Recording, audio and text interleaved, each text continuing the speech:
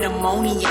Use my fangs to murder ya. Yo soy la diosa, los demonios no me controlan. Soy culebra. All right, what's up, everyone? 7 Octoberz here with another episode of Nightmare on Sedgwick Avenue. Today is season 5, episode 18.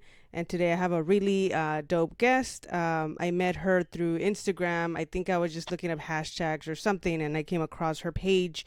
And it really caught my eye because I don't really see a lot of like black, brown, like people that are into horror. Just kind of rare. And there is a lot of us, but it's just kind of hard and scarce to kind of find each other. So it was pretty dope. I saw her content and I loved it. She goes by Casey Final Girl, but her name is Casey Losner. And hopefully I didn't butcher her last name. I'll ask her right now. But she's a horror author, horror fan, bird lover like myself. She's a writing coach, digital creator, and just we call her Final Girl.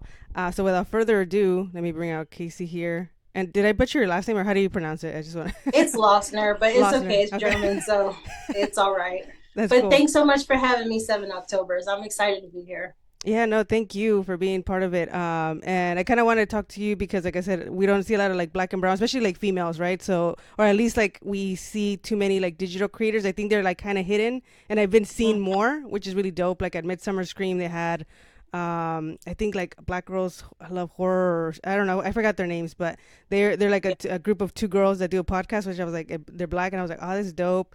There's also some like Latino guy, and I don't know, and I think the host for Midsummer, or like the people that were there, were like some Latino dudes, which I was like, oh, this is pretty cool. So like so without like getting into it with you, like what made you fall in love with like horror and like the horror genre in specific? Sure. Well, ever since I was a kid, I'd probably say around maybe 7 years old, I really got into horror. My mom told me a cute story. When she was pregnant with me, she used to go to like matinees with my dad, and they would go see like Dracula or monster movies. And she hated them, but my dad loved them. And she said I was kicking up a storm in the womb. So I laughed to myself and say I liked horror since the womb. But something I've always loved. My parents were kind of strict, so I would have to sneak downstairs to watch certain movies because they didn't like the violence and gore and stuff. But I was into it, so fell in love with like Friday the 13th, old school stuff, Nightmare on Elm Street, and so it's been a love ever since. That's pretty cool. Did you have any siblings, or was it kind of just you and you just fell in love with like the movies, watching them? My little sister, she wasn't into that. She was always so afraid of stuff, so it was funny that I particularly liked that. She was more the girly girl. I was more like a tomboy that likes horror. Yeah. That's pretty cool. What do your parents say now about like you like going into this, like kind of like actually like a horror fan, but even like a digital creator for horror? Well, they still have their hangups on it because they think stuff like this is quote unquote evil. So my dad is a bishop at a church, and my mom is more religious. So it's like, it's tough.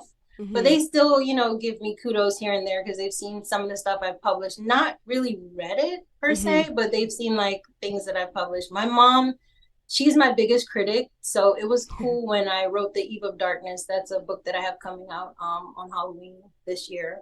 But she read maybe like the first 30 pages and she loved it. And for me to pass her judgment, her critical judgment, I'd say, that was good for me. So that's all she read, but she couldn't read the blood and gore after that. So, that's cool though. At least like you said, she read like the first few pages, and kind of getting into that, like you're also a writer. How did you like get into writing? Like what specifically, like obviously you say you're a horror fan, but like what made you want to go into like storytelling in that aspect? Storytelling kind of started organically too. When I was a kid, I had a vivid imagination, so it was natural for me to like create my own stories. I used to do like puppet shows and stuff in our basement for my aunts and uncles, and I really enjoyed it. It started out organically when I was a kid. Again, it was probably like around 7 because I love to watch horror movies, so I wanted to create my own stories. So I started like writing my own books, and I still have some of them. They're kind of tattered and falling apart, that I used to make with like construction paper and loose leaf paper, and draw my images and write full stories. And my best friend and I at the time, TJ, we were in I think we were in like 4th or 5th grade together, and we used to, instead of doing recess and playing with the other kids, we would swap books. So that's what we did for fun, and we would read each other's stuff. So that's what made me interested in writing, and I wanted to be a writer from that point. That's pretty cool. And when did you start actually like publishing? Like, how did that happen, and how did you even find how to do that? Sure. It happened in 2015. I got published. My husband actually stumbled across a manuscript that I had typed out, and he looked at it, and we were cleaning up, and it was in Hmm. a tote somewhere, and he was like, "Hey, this is actually good. You should publish it." So that's how it came about. And I really didn't think of like putting it out there because I was always afraid of my work being out there. So I did. Sadly, with that publisher, it didn't work out, but that's why we're doing another re-release this year.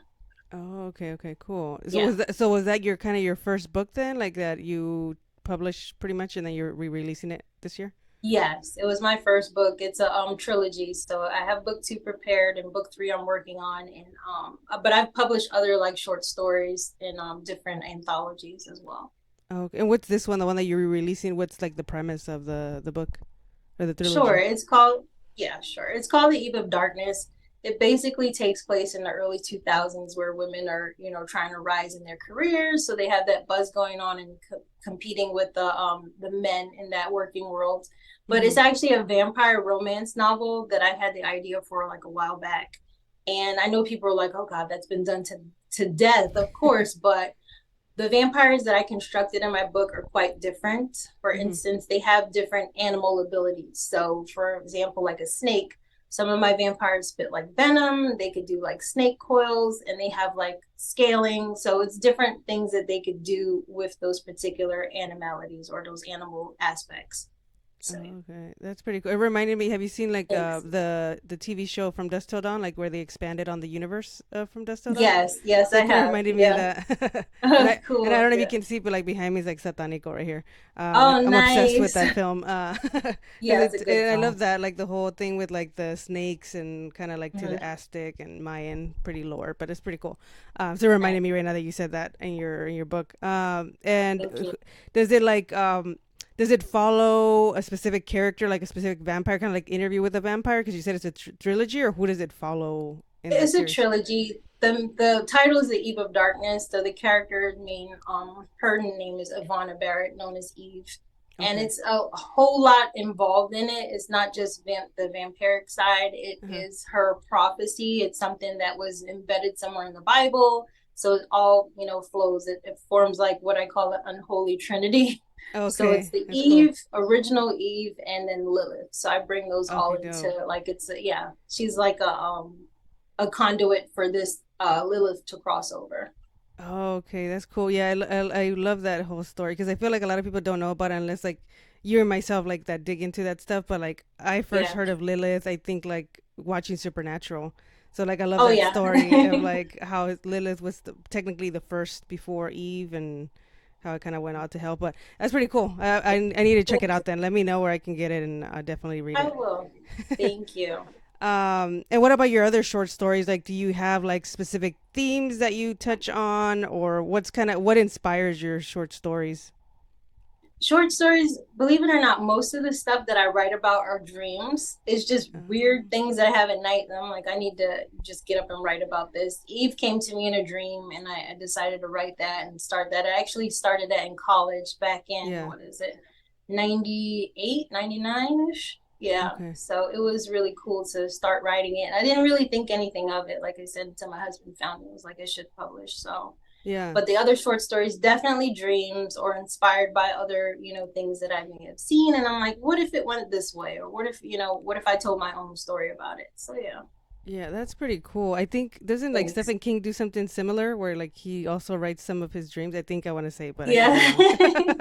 um, Yeah, I think those are the craziest ones to do, yeah. just because they're so weird, and it's like you're trying to make sense of it, but you're like, just put it out there because maybe it hasn't been done before, you never know. So That's yeah. cool. You must have good memory because I honestly never remember any of my freaking I dreams. write it down. Believe it or not, I write it Okay. down. Like as soon as like I pop up, I have a notebook by my nightstand. That's So smart. that's like typical for me to just write down weird stuff. Yeah, and I think they say that it is good to have like kind of like a dream journal, whatever you want to call it, because Yeah. it is weird and it's crazy. Because I don't know if it was a documentary or something that I read where it says that Mhm. like you only remember your dreams while you're either like laying down or like near your bed.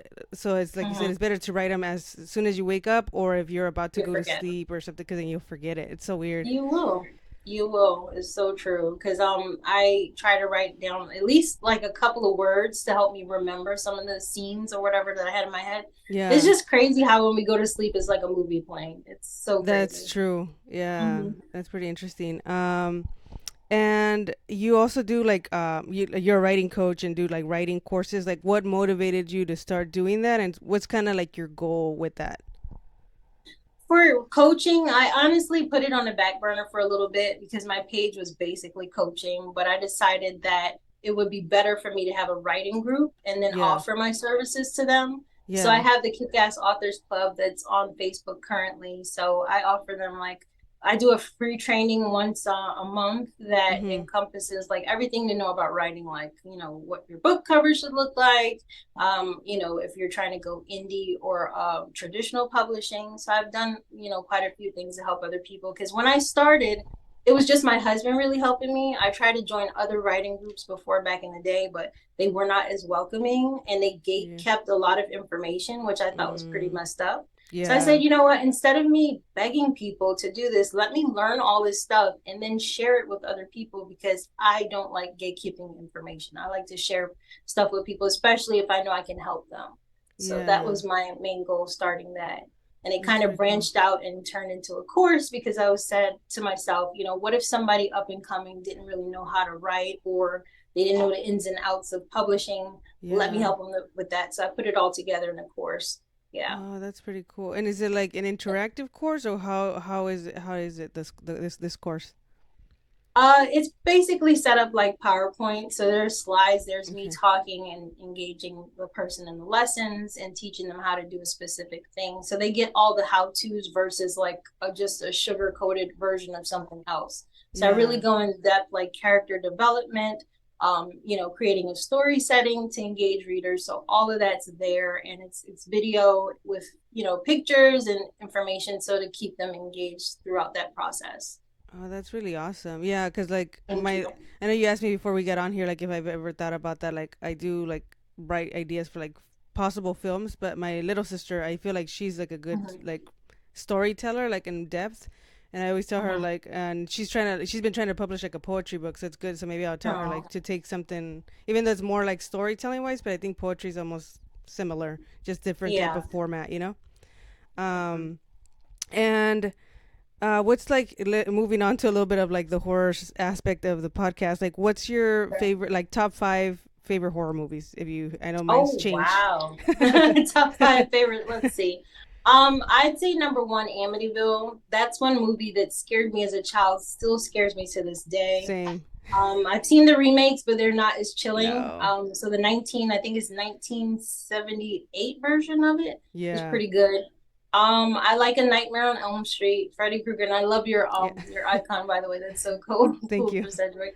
Let's see, Friday the 13th, Nightmare on Elm Street. I love Hellraiser, and let's see, fifth one. Honestly, I like the Conjuring universe. Those actually Yeah. really appeal to me, so I would say Conjuring universe. Just I would just lump all those movies together. Yeah, that's true. I love that universe too. I feel like that was one of the like the movies that kind of brought back like the old school horror feel, kind of like the Amityville, Mm-hmm. because like that first Yeah. Conjuring gives you that '70s vibe, right? Oh Like yes, I agree. yeah, Mm-hmm. yeah. And I was just talking about Amityville in the last episode that I was promoting.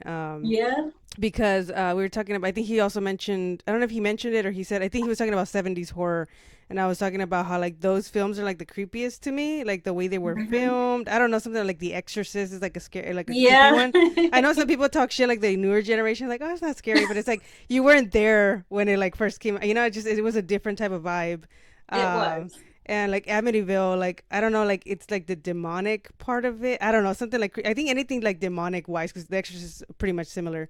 Yeah. Gives me like the creeps for some reason. So I was like, yeah, I'm good. Like it's one of those movies I was talking in the podcast that like I could rarely watch it that much for Amityville because Yeah. it creeps me out that much. I have to watch it like every 10 years or something. Um, Yeah, I watch it every Halloween, so I love it. yeah, and then I think was it part two? Is it the part two where the kid gets like possessed? That one creeped me out too. Like the part two But the of second Amityville. one, I think it's is the that the one second. with the boat?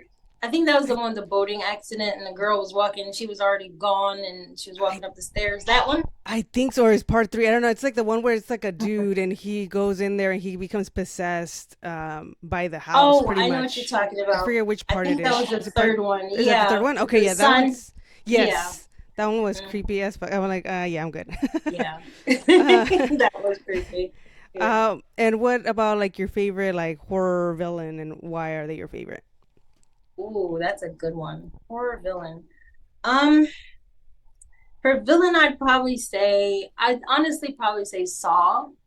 That's a good one. Because the traps are so crazy, and he knows that you can't get out of those traps without getting jacked up. So I would say him. It's diabolical evil.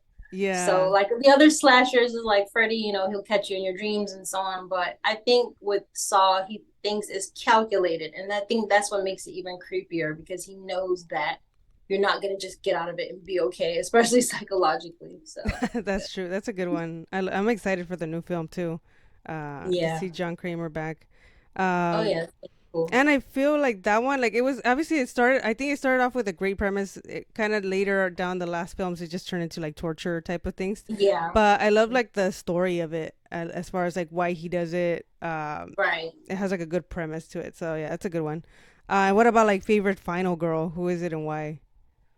Favorite final girl. That's a good one. I actually watched this movie. I think it was called. Jeez, of course. Ready or Not.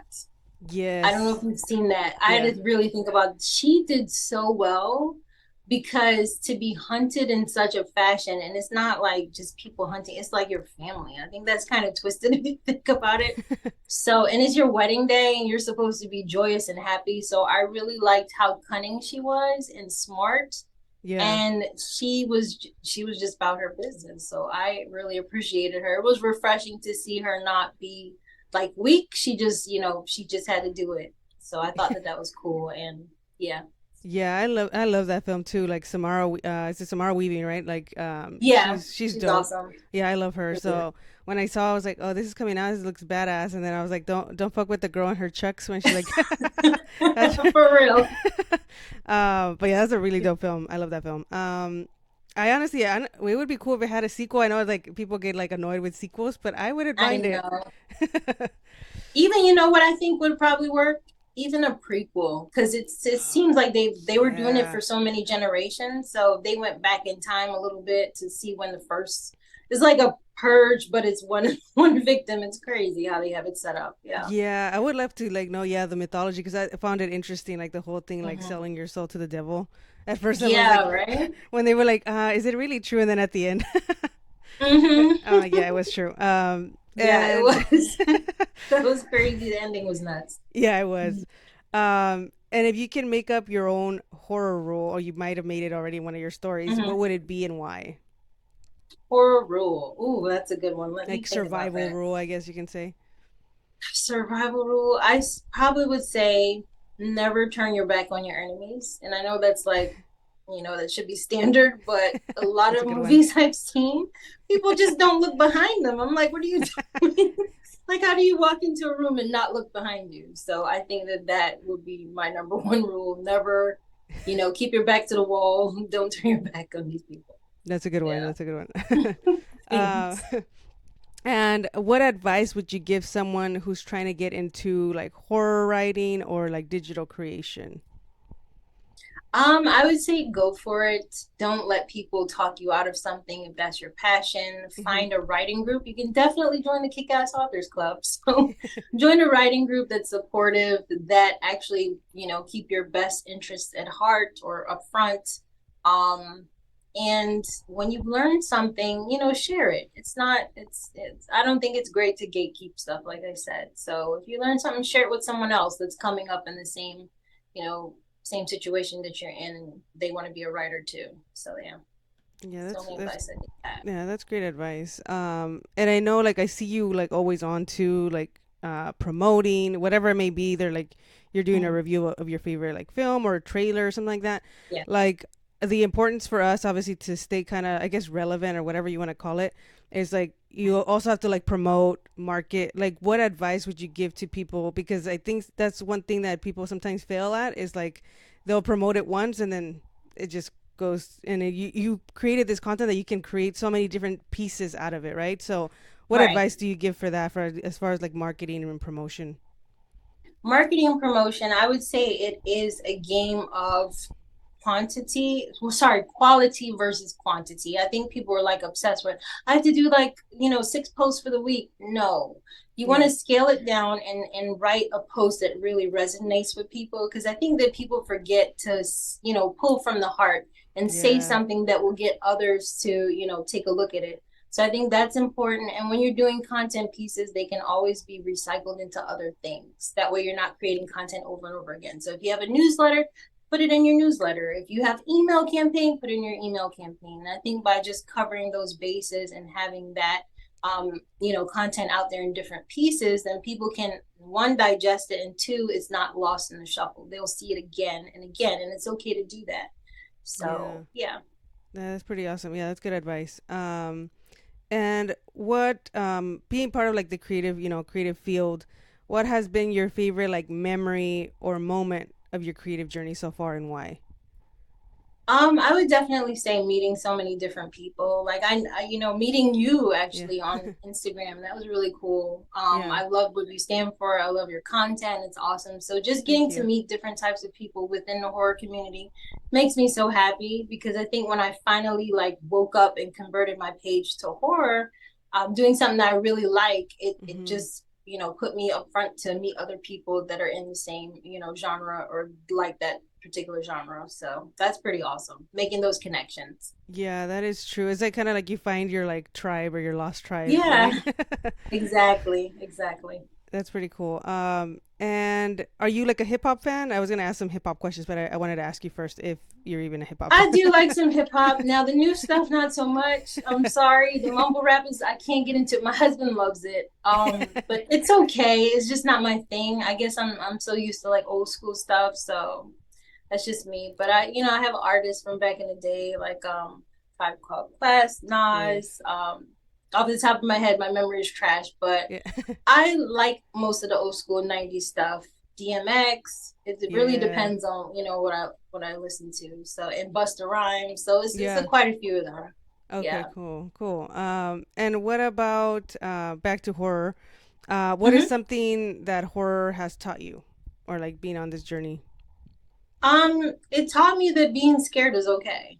I think that, and it sounds so trite when I say it out loud, but I think that being scared is okay. I Yes. think as a kid, and I've seen spirits, and I know that sounds like so out there, but I, instead of me being super fearful of the supernatural, I kind of learned to try to embrace it. And Mm-hmm. I think that horror definitely helped me with that aspect of it, at least the spiritual paranormal side of it. Yeah. So yeah, and it's okay to be scared. Like I go to the scary movies to be scared. So I'll go home and be like, I can't sleep tonight, but it feels good too at the same time. It's a weird thing. Yeah. And talking about that, like, so you like, are you you think you're like sensitive to like supernatural occurrences? Is that? Yeah, definitely. My Yeah. my grandma was like that. Her mother was like that. So I Uh, I guess I adopted that through yeah. So you our learned kind of to generation. embrace it, I guess, right? Or. Yeah, it used to frighten the hell out of me, but Mm-hmm. learning to accept it and seeing what I'm seeing while nobody else is seeing it, it's just one of those things. I don't just shout out like I see something. Yeah. I'll see it and be like, okay, I peeped that, and that's about it. So yeah. What's like one of the like the, I guess not scariest, but one of the moments that kind of like impacted you, if you can share. I don't know if you're willing to share a Oh, you story. mean like seeing a Like spirit supernatural. or? Yeah. Yeah. Yeah. Well, I was if you check out my YouTube, I do have the full story there, but just Okay. to recap everything, I worked at a girls' home. It was a youth uh group home, Mm-hmm. and there were girls there ages 14 to 17, and it was terrifying because it was an old Victorian house. It had slave Mm-hmm. quarters in it, so Oh it was wow. a lot going on. Yeah. And when I got to the steps to start my shift, I knew something was wrong. Yeah. So I did it, and I worked overnights, which was crazy. Oh, that's scary. And it was just, yeah, it was nuts. It was a lot. It was a lot of dark energy in that house, and it was affecting the kids. Mm. The worst experience I had was like on my last day. That's what I was like, no, I'm not doing this anymore. Yeah. I The girls were like, they heard the water running in the bathroom, and Went to go check it out. There was no way because I locked that bathroom, Mm-hmm. So I went in there with my key and I felt this thing in there. It was dark. It was menacing, and it put its hand around my throat and started squeezing.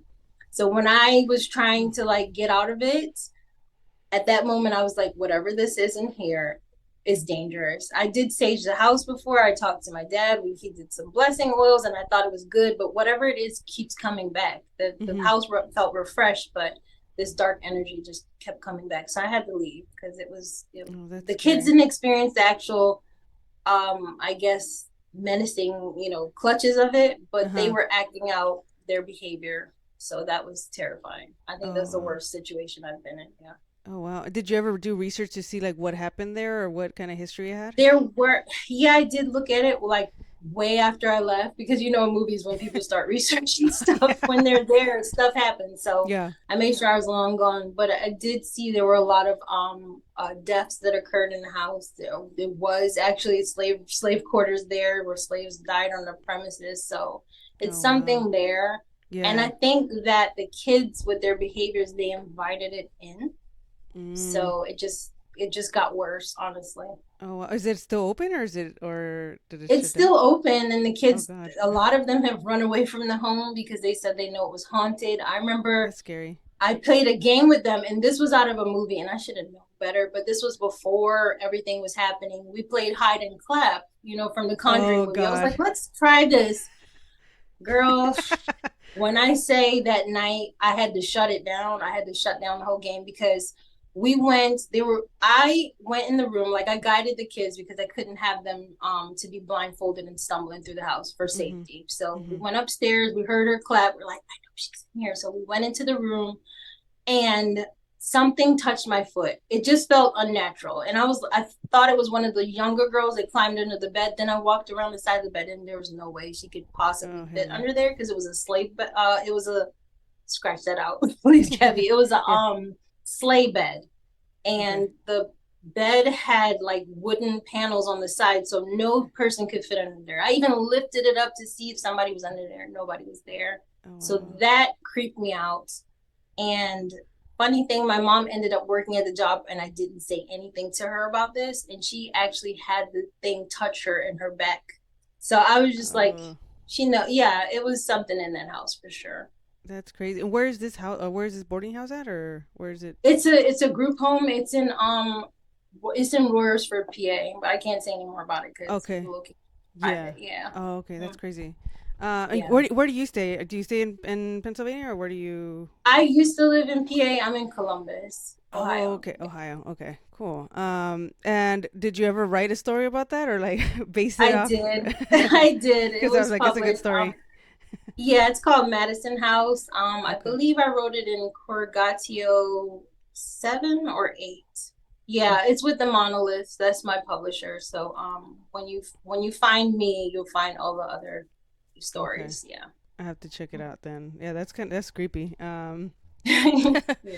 And then I kind of I started doing this kind of this season is like doing like horror trivia in between the the podcast. So I'll just ask you some questions and then let me know if you know, or you can say like, I don't know it.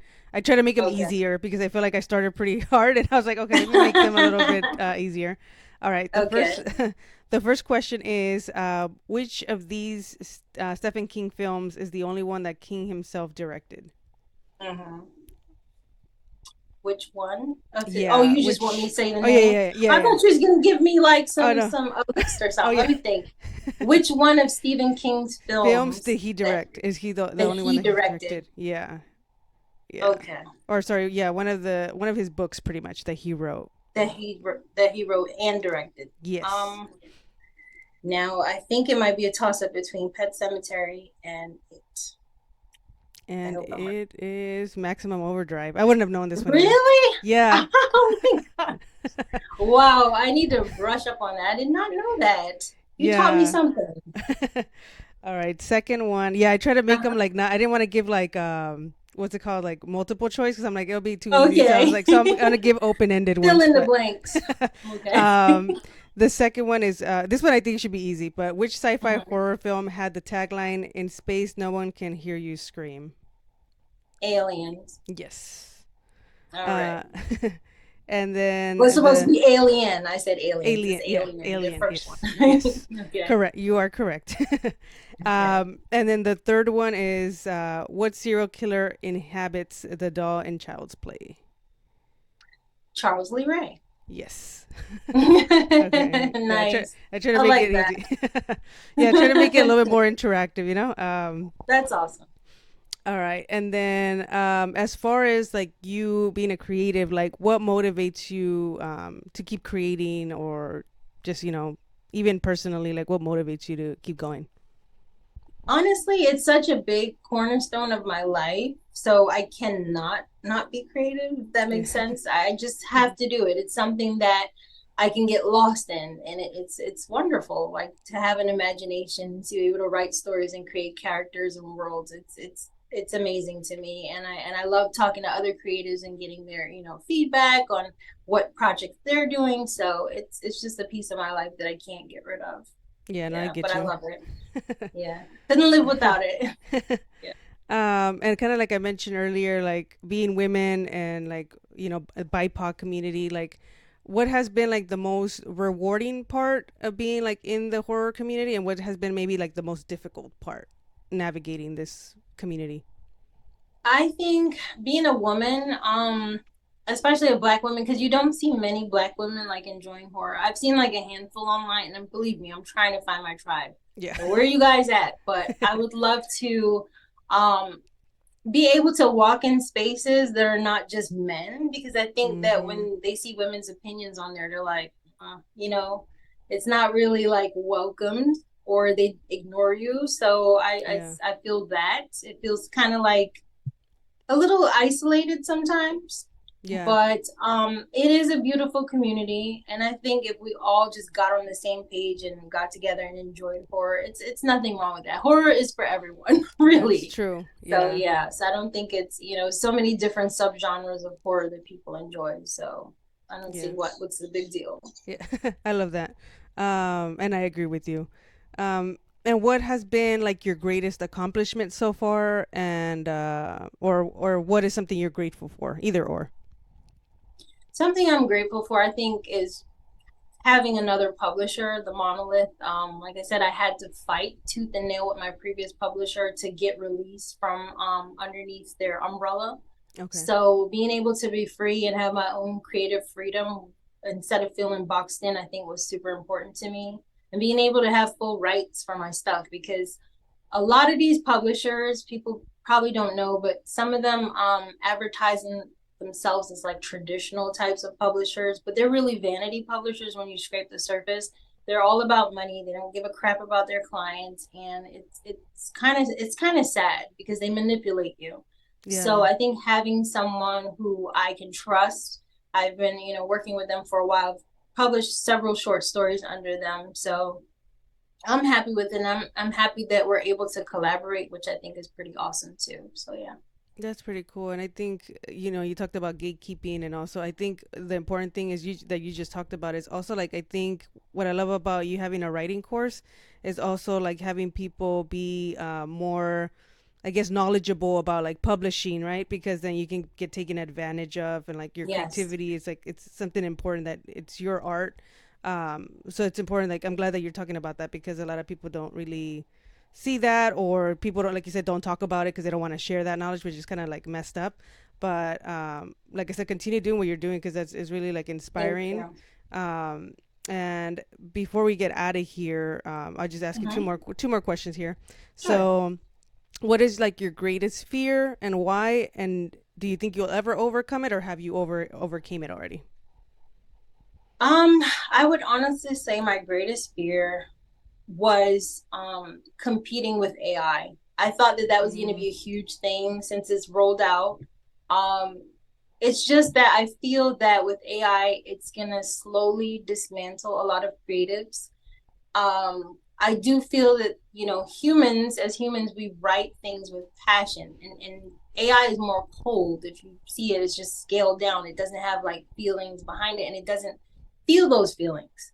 But I feel that later on, it'll be probably not in our generation, but later on, it'll be something to be reckoned with, which is crazy, especially with the writer's strike and everything going on now. And, people trying to have they're trying not to have their faces scanned and used any kind of way. So that's creepy to me. But aside from that, my personal thing would be I struggled before with putting myself out there. That was huge for me, especially as a writer. I tried not to, I tried to like teeter behind the curtains. I'm not a type of person that's like out and direct. So I think putting yourself out there, learning to just be comfortable with yourself. That's why I've done videos, talking online and trying to express myself, because it's not my thing. I'd rather just write it out instead of talking. I'm not much of a talker in that sense. So no, and I get you, and that's like, it's really inspiring, because like you kind of have to push yourself, like I'm the same way. Like I would have never thought I would even have like one podcast, let alone like two, because I'm like super shy too. So you do so well at this. That's awesome. I know, like my mom was like, it's like you're shy, but like in person, but then when you go and do your things that you love, then you're like not shy. I'm like, yeah, I guess it is. It's kind of like Beyonce, right? Beyonce's like super introverted, but like look at her when she gets on the stage, it's crazy. Right. You're in your element. Yeah. Exactly. Yeah. So like keep doing it. I know it's kind of uncomfortable, because me for sure, like I have like anxiety. So like I'm always kind of putting myself out of my comfort zone, and it's uncomfortable, but I mean, it's the only way you grow, right? Absolutely. I feel the same way. Yep. And before we get out of here, the last question I love to end it with is, what kind of legacy would you like to leave behind, either personally or on a creative level? A creative level, I would say books that creep people out, like make people uncomfortable or make people think, because I think that I've seen like tone deaf or brainless scary movies that just have jump scares and there's no real substance to it. So I think that creating characters that people can actually identify with and root for and see them grow up and change and become something better, I think is important for me to leave behind. Just creating characters that people can resonate with, that they could pick it up and read it and be like, oh, I'm rooting for that person, or oh, maybe this I identify with this character more. So I think leaving that behind would be something that I would definitely appreciate or like. That's dope, and you're on your way there, because you're already like, you're already on your journey. So keep doing it again. I thank you so much for your time and for being on. Thank you. Is there anything else you want to like shout out or plug in before we get out of here? Well, The Eve of Darkness is released with the Monolith on October. So October 31st, Halloween. So definitely look out for that. And if you're not following me on Instagram, here's my handle right here, Casey Final Girl. So that would be dope. And I do have a YouTube as well with the same moniker. Okay, perfect. Yeah, and I'll try to share the links on the description. This will probably drop anyways in October, hopefully, like because I've been stacking up episodes, so I think yours will come out like late October, so it would be perfect to like use as promo. And I'll put the links in the bio. And again, go follow Casey Final Girl. Like I said, that's her handle on Instagram, and you can find her on YouTube. And thank you so much again for being on. 7 Octoberz, thank you so much for this. This was dope. Keep doing your thing. And I'm literally going back in time to listen to your podcast because they're great. So Thank you so much. All right, take care. You too. Bye. Bye.